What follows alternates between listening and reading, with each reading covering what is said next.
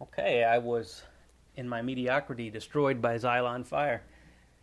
Football season has always made me think of a good hearty stew. Some people love the fried foods, and I'm no stranger to the world of pizza or nachos.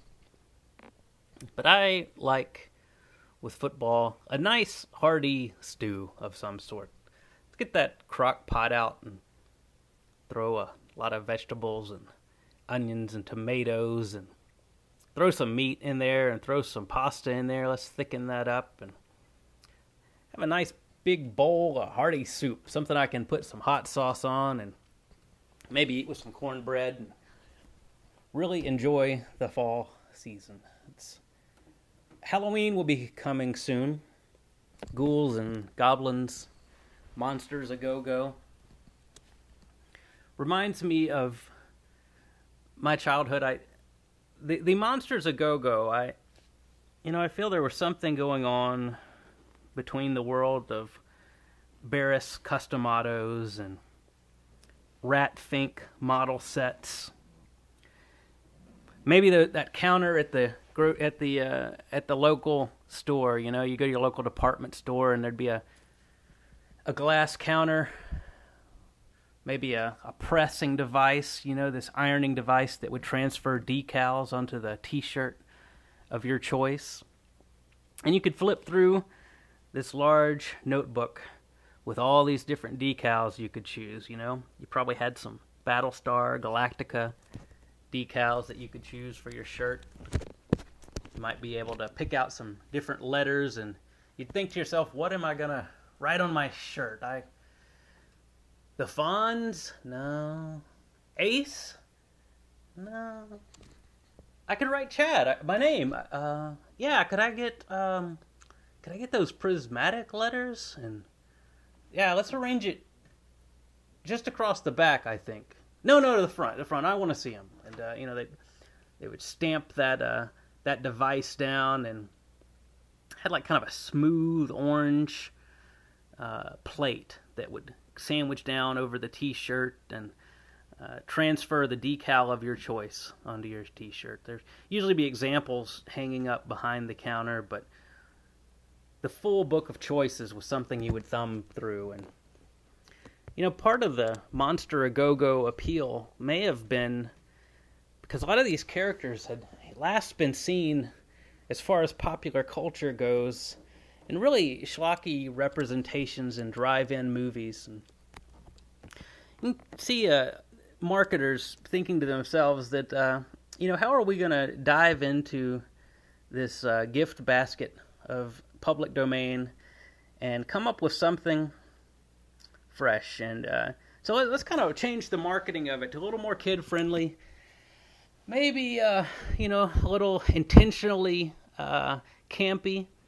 And I think that, might be part of the direction. I know Rat Fink model sets were part of my experience with Monster A-Go-Go. Cartoons and representations and iron-ons for different shirts bearing the likeness of the Mummy and the Frankenstein and the Dracula. Even Elvira. There was a comic feeling to these icons of the past, and it was as if they were being marketed in a more of a campy, cool direction. And I definitely think that touches on that feeling of Monster A-Go-Go. I love the idea of the Monster Party, and I would love to see something done with that. It's Frank's. What is it? Count Angelo's contraption.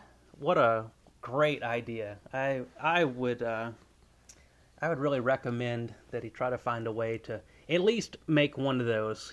While the vision is clear in his head, because I think that's something that would be nice to have documented in the annals of time, as it might be called somewhere, sometime, someplace, right now.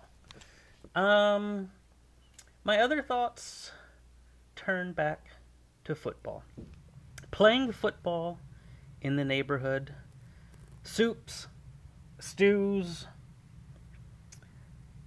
Thinking about the Iron Bowl growing up, I had a tray that had Pat Dye on one side and the Auburn Tigers, and Coach Bear Bryant and the Crimson Tide on the other.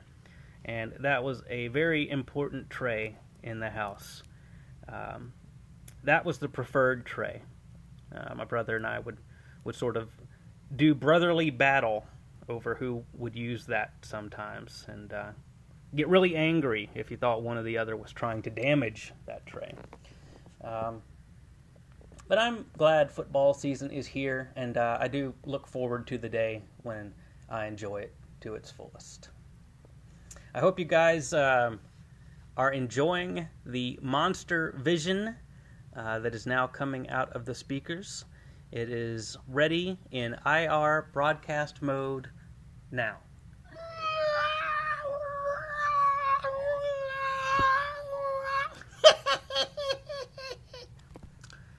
And that concludes this portion of the Central. Now, your thoughts.